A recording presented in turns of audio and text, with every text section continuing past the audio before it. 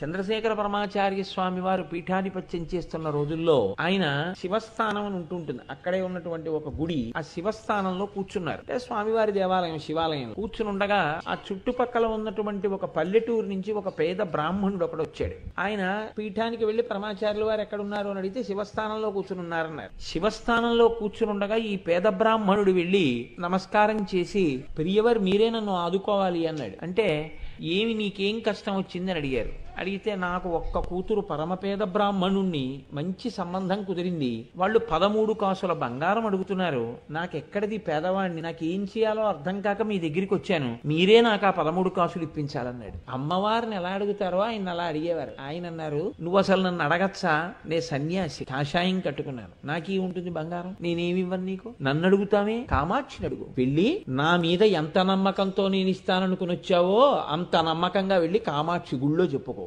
నన్ను అడిగితే ఏమొస్తుందన్నారు. ఆయన కామాక్షి అమ్మవారి మీద నమ్మకం కాదు, మీకు నేను యథార్థం చెప్తున్నాను, పరమాచార్య మీద నమ్మకం. గురువుగారు చెప్పారు కాబట్టి వెళ్ళిపోయి కామాక్షి అమ్మవారి గుళ్ళో కూర్చుని కామాక్షి అమ్మవారిని ఆరాధన చేసి ఆవిడికి చెప్పుకున్నాడు ఆయన. అమ్మ 13 కాసులు బంగారం